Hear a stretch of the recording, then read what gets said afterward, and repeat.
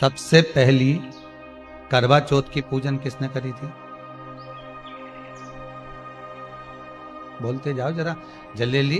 कोई आपसे प्रश्न कर लेगा कि आप हर साल करवा चौथ का पूजन करती हो, चलनी में मुंडा भी देखो है?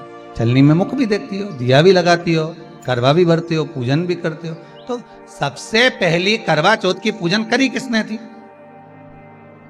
तो शास्त्र कहता है सबसे पहली करवा चौथ की पूजन माता द्रौपदी ने करी थी। किसने करवाई थी? तो कहा भगवान कृष्ण ने करवाई थी। क्यों करवाई थी? तो कहा अर्जुन द्रौपदी को छोड़कर नीलगिरी पर्वत पर तप करने चले गए।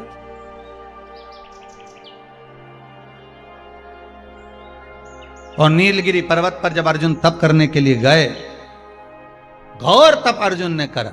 अब अर्जुन ने तप करा तो इसको द्रौपदी को कहीं से सूचना मिल गई कि दुर्योधन ने अपनी 2 अक्षौणी सेना अर्जुन को मारने के लिए भेजा। अब व्यक्ति अगर नेत्र बंद करके बैठा है, साधना में बैठा हुआ है, तप में बैठा हुआ है, अपनी भक्ति में बैठा हुआ है, और कोई आया पीछे से और उसने वार कर दिया तो किसको मालूम पड़ेगा? कौन जानेगा? अब अर्जुन अगर तप साधना में बैठे हुए हैं और द्रौपदी का पति अर्जुन अगर तप साधना में बैठा और पीछे से अगर दुर्योधन आक्रमण कर रहा है 2 अक्षौणी सेना के साथ, तो कौन जान सकता? तब भगवान कृष्ण दौड़ कर गए द्रौपदी के पास में। द्रौपदी द्रौपदी द्रौपदी ने ठाकुर जी के चरण पकड़ लिए, तुरंत हाथ जोड़कर बोली प्रभु क्या बात है, आप बताओ क्या हो गया? भगवान बोलने लगे द्रौपदी तुझे कुछ मालूम है? द्रौपदी बोली नहीं प्रभु, क्या हो गया बताइए आप मुझे, तुझे मालूम नहीं? दुर्योधन ने 2 अक्षौणी सेना अर्जुन को मारने के लिए नीलगिरी पर्वत पर भेजी। नीलगिरी पर्वत पर? हाँ, तो वहां तो अर्जुन तप करने गए हैं, साधना करने के लिए गए हैं। वहां तो अर्जुन भगवान की भक्ति को धारण करने के लिए गए। तो द्रौपदी ने कहा अर्जुन अगर भगवान की भक्ति को धारण करने के लिए गए हैं और दुर्योधन ने अगर सेना भेज भी दी है, तो क्या मेरे पति की रक्षा वो परमात्मा नहीं करेगा जिसका वो स्मरण कर रहा है, जिसका वो पूजन कर रहे हैं, जिसकी वो भक्ति को धारण कर रहा है? भगवान मन में सोचे वो गया तप कर रहा है, उसी चक्कर में तुम्हें तेरे पास आया। भगवान ही आया है ना दौड़ के, दूसरा कोई तो नहीं आया। मार्ग दिखाने वाला कौन होता है? परमात्मा। मार्ग बताने वाला कौन होता है? परमात्मा। तो सबसे पहले करवा चौथ का व्रत किसने करा था? माता द्रौपदी ने। किसने करवाया था? भगवान कृष्ण ने। द्रौपदी से कहा था कि तुम इस व्रत को करो, पात्र जल का भरो, सूर्य को अर्घ देकर पति की उम्र की वृद्धि के लिए ये कार्य करना। आज के जमाने में जब करवा चौथ का व्रत आता है तो हिंदू धर्म के ही कुछ लोग नए नए कमेंट्स लिख लिख कर भेजते जाते हैं। व्हाट्सएप पर नया नया कुछ भी लिख कर भेज देंगे कि आज कहीं लिख देंगे कि इसकी पूजन होए ने, कहीं उसकी पूजन होए, तो कहीं के ऐसा तो कहीं वैसा, लोग कमेंट्स करते हैं। हमारे ही लोग मैसेज बना लेते हैं, एक ग्रुप में भेज देते हैं, उस ग्रुप से उठाया दूसरे ग्रुप में चले गया, दूसरे ग्रुप से तीसरे ग्रुप में चल गया। ये हम अपने धर्म की हंसी उड़ा, दूसरे के धर्म की नहीं। द्रौपदी ने भगवान कृष्ण से कहा अगर मेरे लिए आप कह रहे हो, आप बोल रहे हो कि मेरा अर्जुन मेरा पति मत तप साधना करने के लिए गया है, आप कह रहे हो कि तप साधना के लिए गया हुआ है।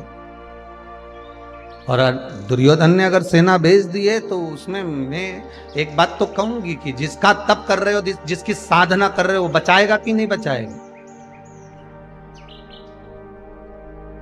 वो बचाएगा कि नहीं बचाएगा?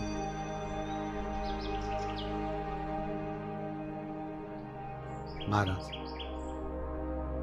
भगवान कहते क्यों नहीं बचाएगा?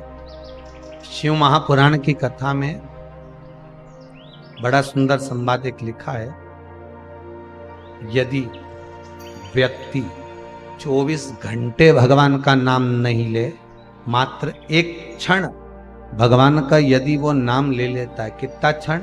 एक क्षण भगवान का नाम ले लेता है और प्रतिदिन एक क्षण ही नाम ले रहा होता है तो भी भगवान की दृष्टि से वो दूर नहीं होता, भगवान के वो करीब हो जाता है, दूर नहीं। द्रौपदी, तुम्हारा पति अगर वन में बैठा हुआ है तो तुम एक काम करो, पात्र में जल लेकर कुछ भाग तैयार कर कर ब्रह्म मुहूर्त से लेकर चंद्र प्रकट हो तब तक आप व्रत को धारण करो, करवा चौथ का व्रत। द्रौपदी ने सबसे पहले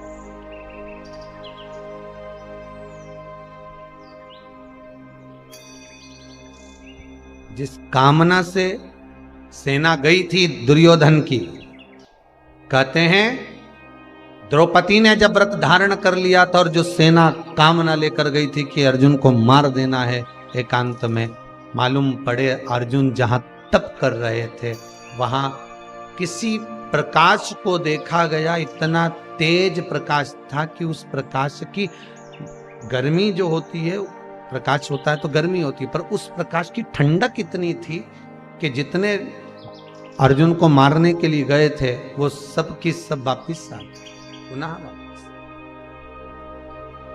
आपने अगर कोई व्रत करा है, हरतालिका तीज करा हो, सोमवार करा हो, मंगलवार करा हो, बुधवार करा हो, गुरुवार, शुक्रवार, शनिवार, चतुर्थी, पंचमी, छठ, कोई भी व्रत अगर आप कर रहे हो, वो व्रत का पुण्य छिन्न नहीं होगा। किसी ना किसी पल, किसी ना किसी घड़ी, किसी ना किसी क्षण वो तुम्हारे सामने आ जाएगा। कल एक हमारे एक परिचित में एक शर्मा आंटी आई थी, वो कह रही थी गुरुदेव ऐसा हो गया, मेरे यहाँ इतनी तकलीफ चल रही है, तो क्या मैं पूजन करना छोड़ दूं, क्या मैं उपास छोड़ दूं, क्या मैं व्रत छोड़ दूं? तो तकलीफ होगी तो क्या खाना छोड़ दोगे? अरे बोलो तो जम के जरा, नहीं ना। अगर पेट दुखता है आपका, सिर दुखता है आपका, शरीर में कष्ट होता है आपको, तो आप डॉक्टर के पास जाते हो, वो दवाई भी लिख देता है, उसके बाद भी आप पूछते हो कि नहीं पूछते कि मैं खाऊं क्या क्या? तो डॉक्टर को भी थोड़ी सी तो मुस्कुराहट आई जाती होगी, हंस भी देता होगा कि पेट दुख रहा है तो खाने की क्या जरूरत है, ये दवाई दी है या खा ले। पर नहीं, ये तो सब अलग प्रसंग है, ये तो सब अलग बात है। पर डॉक्टर से तुम पूछते मैं क्या क्या खाऊं, तो डॉक्टर बोला हल्का हल्का खाओ। हम क्या खाएं? शरीर में कष्ट है तो पूछ रहे हैं डॉक्टर से कि हम खाएंगे क्या। उसी तरह कई लोग कहते हैं अगर हमारे जीवन में कष्ट आ गया, रोग आ गया, बीमारी आ गई, तकलीफ आ गई, तो क्या हम भगवान का व्रत छोड़ दें, हम पूजन करना छोड़ दें? नहीं। अगर रोग उसने दिया है, कष्ट उसने दिया है, बीमारी उसने दी है, तो दवा भी वही दे। तेरे मंदिर में आना मेरा काम है, मेरी बिगड़ी बनाना मेरा कामना करी जाती है। हे चौथ माता, हे करवा चौथ, हे चतुर्थी माँ, मेरे जीवन में मैंने आपका व्रत करा है, मेरे इस व्रत को स्वीकार करना मेरा सौभाग्य का, मेरा मांग का सिंदूर, मेरी भाल की बिंदी, मेरे हाथ का चूड़ा, मेरी पाँव की बिछोड़ी, इसको अमर करना माँ। और जो ये वस्त्र मैं दे रही हूं, इस वस्त्र को मैं जो प्रदान कर रही हूं चौथ माता, इसको स्वीकार कर कर मेरी भी चुनड़ी को लाल बनाए रखना। तब उस साड़ी को, उस वस्तु को, उस सामग्री को उठाकर घर की वृद्ध सास को, जो घर में सासू होती है, उसको दिया जाता। सास नहीं हो तो किसी सौभाग्यवती नारी को दिया जाता।